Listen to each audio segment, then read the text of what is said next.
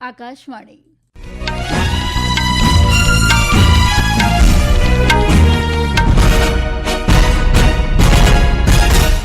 સમાચાર નિકિતા શાહ વાંચે છે. સૌપ્રથમ મુખ્ય સમાચાર.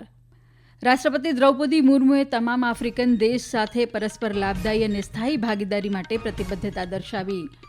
ભારતે પાકિસ્તાની જહાજો, વેપાર અને ટપાલ સેવાઓ પર પ્રતિબંધ મૂક્યા.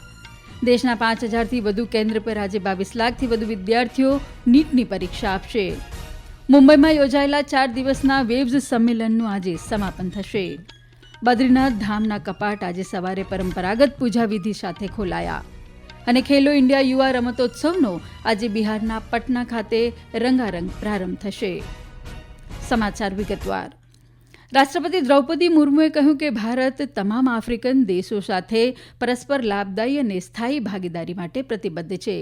રાષ્ટ્રપતિ ભવનમાં સુશ્રી મુર્મુ અને અંગોલાના રાષ્ટ્રપ્રમુખ જોઆઓ લોરેન્સો વચ્ચે મુલાકાત થઈ હતી.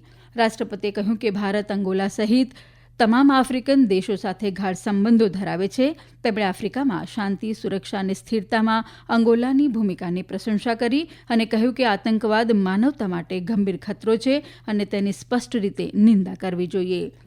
अफ्रीकी महाद्वीप में शांति और सुरक्षा को बढ़ावा देने की आपकी प्रतिबद्धता पर अडिग है. जम्मू कश्मीर के पहलगाम में हुई नृशंस आतंकवाद हमले के बाद आपके समर्थन और एकजुटता की प्रबल अभिव्यक्ति के लिए भारत सरकार और भारत की जनता की ओर से आपको धन्यवाद. इस घटना ने एक बार फिर दर्शाया है कि अंतर्राष्ट्रीय समुदाय को आतंकवाद और उसे बढ़ावा देने वालों को रोकने के लिए ठोस कदम उठाने की आवश्यकता है. પહેલગાંવમાં થયેલા તાજેતરના આતંકવાદી હુમલાના પગલે ભારતે પાકિસ્તાની જહાજો, વેપાર અને ટપાલ સેવાઓ પર પ્રતિબંધ મૂક્યા છે.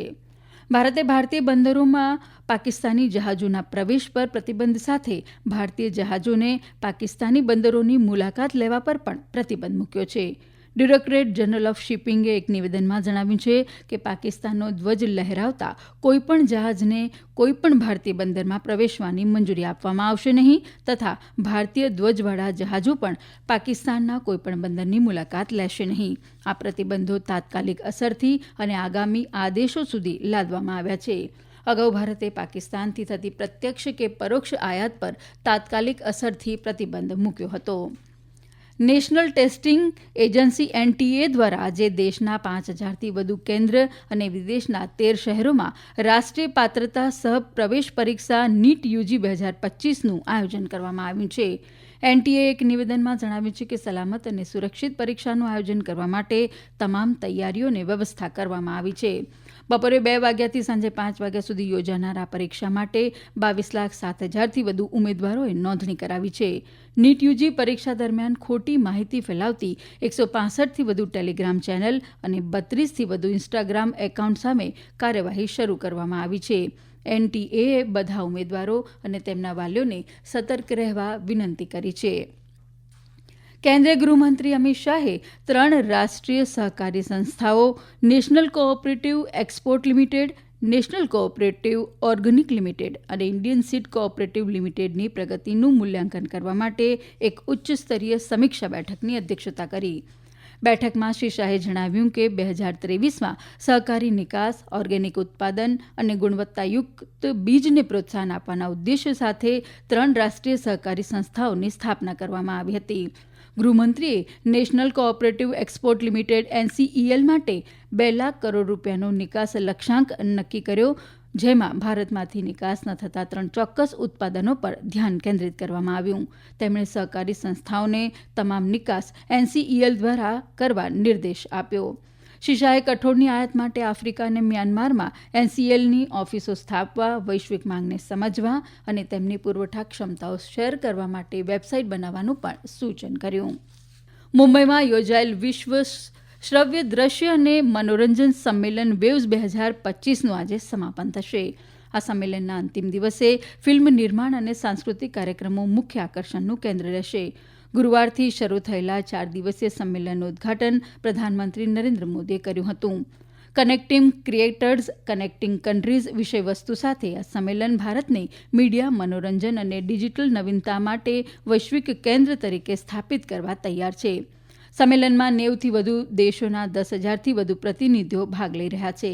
આ સાથે ગઈકાલે વેવ્સના ત્રીજા દિવસે મોશન પિક્ચર્સ એસોસિએશને ભારતના ફિલ્મ, ટેલિવિઝન અને સ્ટ્રીમિંગ ક્ષેત્રોના દેશના અર્થતંત્ર પર પરિવર્તનશીલ પ્રભાવને પ્રકાશિત કરતો એક અહેવાલ રજૂ કર્યો હતો. કેન્દ્રીય માહિતી અને પ્રસારણ રાજ્યમંત્રી ડોક્ટર એલ મુરુગન અને એમપીએ પ્રમુખ અને સીઈઓ ચાર્લ્સ રિવકન આ પ્રસંગે હાજર રહ્યા હતા. ડોક્ટર મુરુગને નીતિઓ, ઉત્પાદન પ્રોત્સાહનો અને બૌદ્ધિક સંપદા સંરક્ષણ દ્વારા સમર્થિત સર્જક પ્રથમ ઇકોસિસ્ટમ બનાવવાની સરકારની પ્રતિબદ્ધતા પર પ્રકાશ પાડ્યો હતો. આ સમાચાર આપ આકાશવાણી પરથી સાંભળી રહ્યા છો. આ સમાચાર આપ અમારી YouTube channel AIR news Gujarat પર પણ સાંભળી શકશો. વધુ સમાચાર માટે અમારી વેબસાઇટ newsonair.gov.in/gujarati અને અમારા એક્સ હેન્ડલ AIR_news_ABAD ને ફોલો કરશો. ઉત્તરાખંડના ચમોલી જિલ્લામાં બદ્રીનાથ ધામના પવિત્ર કપાટ આજે સવારે 6 વાગે પરંપરાગત પૂજાવિધિ સાથે ખોલવામાં આવ્યા.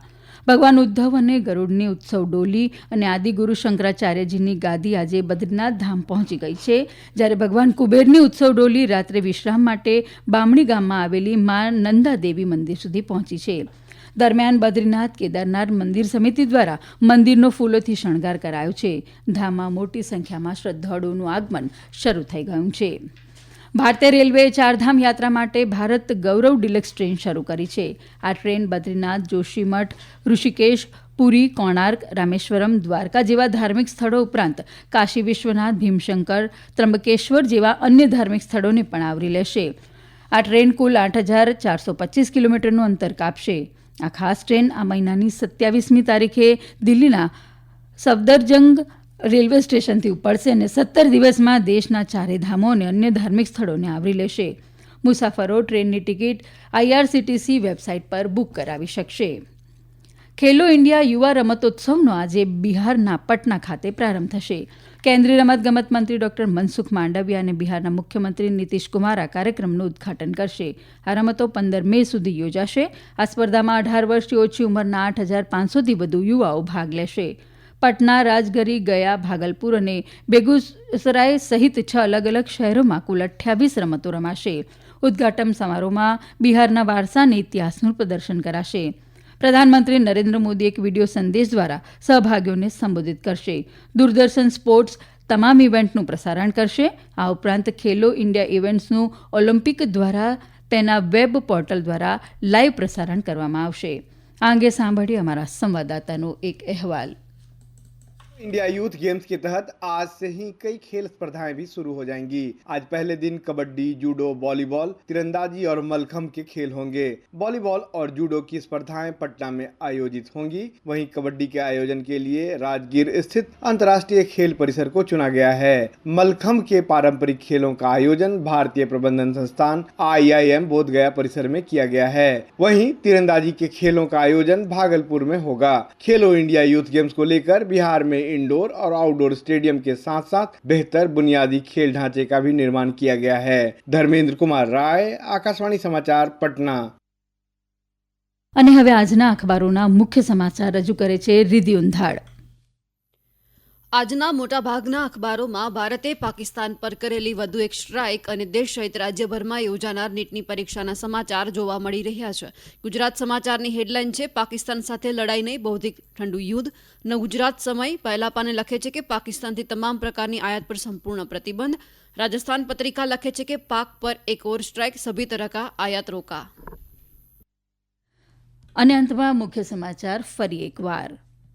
રાષ્ટ્રપતિ દ્રૌપદી મુર્મુએ તમામ આફ્રિકન દેશ સાથે પરસ્પર લાભદાયી અને સ્થાયી ભાગીદારી માટે પ્રતિબદ્ધતા દર્શાવી. ભારતે પાકિસ્તાની જહાજો, વેપાર અને ટપાલ સેવાઓ પર પ્રતિબંધ મૂક્યા. દેશના 5,000થી વધુ કેન્દ્ર પર આજે 22 લાખથી વધુ વિદ્યાર્થીઓ નીટની પરીક્ષા આપશે. મુંબઈમાં યોજાયેલા 4 દિવસના વેવ્સ સંમેલનનું આજે સમાપન થશે. બદ્રીનાથ ધામના કપાટ આજે સવારે પરંપરાગત પૂજાવિધિ સાથે ખોલાયા. અને ખેલો ઇન્ડિયા યુવા રમતોત્સવનો આજે બિહારના પટના ખાતે રંગારંગ પ્રારંભ થશે. હવે પછી આપ 1:20 રાષ્ટ્રીય સમાચાર સાંભળી શકશો. આકાશવાણી પરથી સમાચાર પૂરા થયા.